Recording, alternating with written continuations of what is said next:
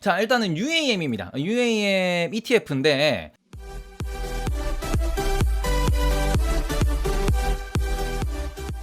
네이버보다 재미있는 테이버. UAM ETF는 포함되어 있는 친구가 항공우주, 하나에어로스페이스, 하나시스템, 한화, 현대차, 현대위아, 인텔리안테크 요런 애들이 들어가 있어요. 자, 그러면은 일단은 종목들을 딱 봤을 때 느낌이 어때요 이게? 종목들을 봤을 때 느낌이 어때 이게? 그러니까 제가 항상 ETF는 종목을 보셔야 된다고 말씀을 드리는데 지금 이 종목들을 들고 있대요. 제 기준입니다. 좋아하는 종목, 좋아할 만한 친구가 있냐라는 거지. 지금 UAM이라는 게 어반 에어 모빌리티라고 해가지고 도심, 항공, 운송수단, 이동수단 이런 거거든요. 그러니까 소위 말해가지고 우리가 조비라고 하는 데가 되게 유명합니다. JOBBY 이게 제일 유명해요. 우리나라 그 테마주 조비 말고 미국에 있는 조비가 있어. 근데 이게 뭐냐 그러면은 요게 그 UAM이라는 요 친구가 지금 상용화 계획이 2025년이고요. 국내에서 지금 누구랑 하고 있냐? 한화에어로스페이스랑 그 다음에는 현대그룹이 누구랑 같이 과기정통부 뭐 요런 데랑 그 다음에는 국토교통부 여기랑 같이 해가지고 어디서부터 어디까지 대충 서울이 대충 뭐 이렇게 생겼어요. 그리고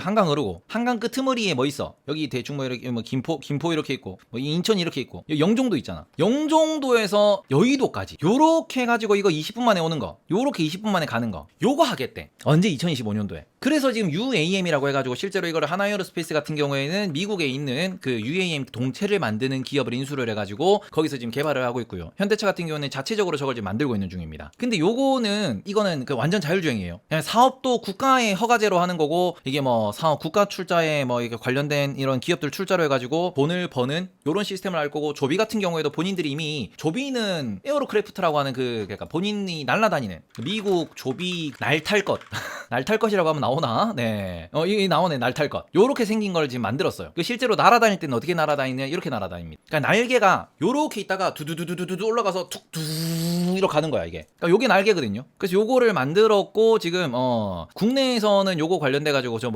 중국 거 이거 드론 하나 갖고 와가지고, 대충 띄웠다가 앉혀놓고는, 와, 성공했다. 막 이지랄 했단 말이야. 그게 낚였다고 난리 났지. 이거 보고는 우리나라 사람들, 이 중국 기업 투자했다가, 걔 난리 났잖아, 이거. 이항, 맞지? 이항, 근데 지금 여기서 1등하는 친구는 누구냐? 조비예요. 1등하는 친구 조비. 그 얘들은 실제로 한 대를 가지고 몇만 킬로인가? 이 미국에서 계속 날아다니고 있어 실제로. 그러니까 드론처럼 그냥 떴다가 한번 흔들 이거 아니고 비행기 같이 만드는데 얘는 실제로 도심을 날아다녀야 되다 보니까 헬리콥터처럼 두두두두두 이런 소리 안 들려요. 이런 느낌. 테슬라처럼. 헬리콥터는 말 그대로 항공유를 둘둘둘 넣어가지고 그걸 시동 부릉 칙칙칙 이렇게 날아다니잖아. 졸라 시끄러워. 근데 얘는 날개도 작고 거기다가 전기 모터로 돌아가니까 이러면서 날아다니는 거거든. 소리는 안 나진 않겠지. 소리는 나긴 나는데 그 파열음이라고 하는 그 소리가 조금 나는 거지. 이러면서. 그 정도는 위에 날아다니니까 별로 뭐 신경 안 쓴다 이거지. 그래서 요런 거를 지금 개발을 하고 이게 기술의 진보라고 볼 수 있는 거고 자동 항법 장치를 달아가지고 정해진 이 루트를 날아다니고 5-6명이 타가지고 그 정도가 이제는 뭐 예를 들어서 뭐 LA 항구에서 LA 뭐 도심까지 그 뭐 워싱턴 그 공항 뉴욕 공항에서 뉴욕 도심까지 센트럴 파크까지 뭐 물론 여기에 있는 기업들이 요런 것에 대해서 실패한다라는 건 아니에요. 하나에어로스페이스도 실제로 요런 것에 대해서 지금 관련 기업을 인수해가지고 막 이게 달리는 엔진, 모터 이런 거 테스트를 하는 영상들을 막 올리고 있어요. 그 관련 기업이 이 인수한 자회사가. 근데 그래서 언젠가는 개발을 할 텐데 첫째 2025년입니다. 그리고 둘째 우리나라 같은 경우에는 뭐 바람이 많이 안 부는 동네이기 때문에 날아다니는 이 분명히 시스템 이런 걸 구축을 하고 난데 뭐 사업성은 있을 거예요. 근데 그 사업성에서 돈이 될 거냐를 놓고 보셔야 되거든요. 돈이 될 거냐. 저는 미국 같은 경우에는 아니면 이게 말 그대로 뭐 이렇게 뭐 그 국토가 넓은 곳 같은 경우에는 충분히 돈이 될 수 있다라고 생각은 해요. 근데 우리나라는 별로 그게 돈이 될까? 지금 보시면 한국항공우주, LIG 넥스원, 하나에어로스페이스 이런 데 전부 다 보시면은 딱히 UAM이라고 해가지고 돈을 벌고 그 테마로 올라갈 만한 친구들이 있냐라고 하면 그거 없거든. 그냥 냉정해 봅시다. 한국항공우주이 뭐예요? 얘 공기업이고요. LIG 넥스원 이거 방산이고요. 하나시스템 이거 방산이고요.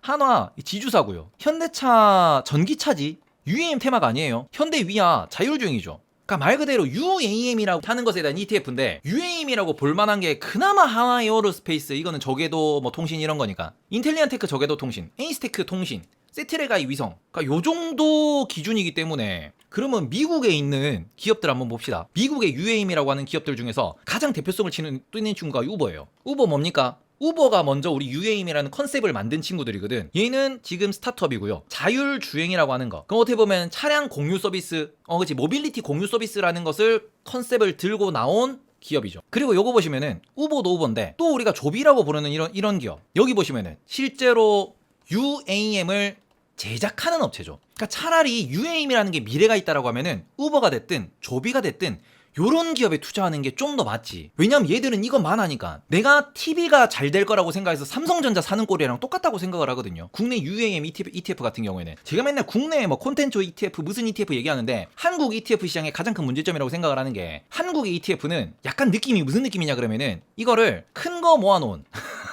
관련 있는 큰 거 모아놓은 ETF 하나 만들어 놓고는 책임지기 싫은 거지. 주가는 ETF는 원래 천천히 가는 겁니다. 이런 느낌인 거거든. 이게 UAM 때문에 가는 건지 아니면 전기차 때문에 가는 건지 방산 때문에 가는 건지 알 수가 없어 이게. 그래서 요거 같은 경우에는 이게 UAM은 특히 더하고 한국 ETF의 가장 큰 단점이 너무 안정성만 추구해요. 제가 미국에 있는 ETF 중에서 맨날 METV 이런 거 말씀드리거든요. 이거 말씀드릴 때 국내에서 메타버스 관련된 ETF 나온 거 보면은 누구 들어있냐? 하이브, 그죠? YG 이런 애들 들어있어요. 그리고 정말 조금 들어있는 애가 누구냐? 뭐 덱스터 이런 애들 조금 들어있어요. 시가총액 높은 애들이 많이 들어있고 시가총액 낮은 애가 작게 들어있거든. 근데 미국의 METV는 시가총액이 가장 그 포션이 높은 친구가 누구냐? 그 로블록스예요. 그 다음으로 많은 친구가 누구냐? 마소예요. 마소보다 로블록스가 많아. 그리고 탑10 안에 8등인가? 뭐 7등인가에 애플이 있어요. 말 그대로 얘네들은 시가총액 순서로 들어있는 게 아니야. 그리고는 정말로 대표성을 띠는 친구를 딱 박아놔요. 이게 미국 ETF지. 미국 ETF는 안정성 따위 없습니다. 안정성은 밑에 있는 얘들로 가져가는 거야. 대신에 대장으로 볼 수 있는 정말 딱 띄는 친구는 뭡니까? 변동성 조지는 들고 가는 거지. 이래야 ETF가 그 섹터의 흐름을 어느 정도 따라갈 수 있는 거거든. 결국 로블록스가 망해도 이 ETF가 조지진 않을 거야. 왜? 마소, 애플 애들이 들어있으니까, 엔비디아 들어있으니까. 대신에 METV라고 하는 그 메타버스라고 하는 게 딱 올라가면 어떻게 돼요?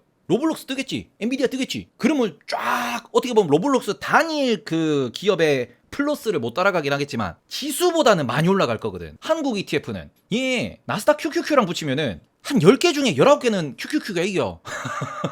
10개 중에 19개는 QQQ가 이긴다니까 이게. 근데 미국은 반반이에요. QQQ보다 잘 가는 애가 반, QQQ보다 못 가는 애가 반. 그래서 ETF 투자를 하더라도 미국을 보는 게 좋을 것 같고, 기업을 보더라도 국내는 규제라든지 산업규모라든지 거기 들어있는 특정 기업들의 뭔가 이런 전문성이라든지 이런 걸 보실 때는 말 그대로 UAM만 하는 기업은 미국이 좀 더 많기 때문에 그래서 국내에서는 굳이 요거를 살 필요가 있냐라고 생각을 하는 거죠. 우주항공 UAM 해가지고 우주항공 좋을 수 있다, 뭐 우주항공 가면은 뭐 한국항공우주 가지 않겠냐, 뭐 그런 얘기 하긴 하는데, 요런 기준으로 보더라도 우주항공 전 세계에서 제일 잘 가고 있는 곳은 원앱이라든지 아니면은 저 뭐 스페이스X라든지 다 미국에 있습니다. 국내 기업들 이미 그 동네에 비해 가지고 한참 느려요. 그래서 정말 우주항공에 대해서 정말 내가 딱 먹고 싶다 하면은 그러니까 한국항공우주만 들어가시는 게 맞고요. 저기는 카이라고 하는 중공기업 수준이니까, 그죠? 아니면 거기에서 뭐 해외랑 이렇게 뭐 이렇게 조인돼 있는 그런 기업들을 보고 싶다라고 하면은 뭐 캔코 에어로스페이스 이런 데는 실제로 원앱이라든지 스페이스X에다가 부품 납품하는 계약이 있으니까 그런 관점에 잠깐 접근하는 거, 그런 개별 기업을 공부하고 들어가는 게 훨씬 국내는 낫지. 국내는 ETF 이런 걸 사시면은 오히려 너무 무거워서 야 샀는데 수익이 안 나네, 요런 느낌이 될 수 있다라고 말씀을 드리고 싶습니다. 네, 그러니까 요거는 저는 굳이 이거 살 필요 없다라고 말씀드리고 싶고, 시가총액 100억짜리 ETF는 상장 폐지가 될 수도 있어요. 아마 이게 50억인가 밑으로 떨어지면 상패일 거예요. 그러니까 우리나라에 정말 인기 많은 타이거 2차 전지 이런 거, 2차 전지 관련된 ETF를 보시면은 이게 2차 전지 그 뭐 글로벌 리튬 2차 전지 이런 거 보시면은 이게 6천억이고요. 2차 전지, 차이나 2차 전지. 요거 지금 새로 나온 거거든요. 새로 나온 걸로 알고 있는데 맞지? 나온 지 얼마 안 됐어요.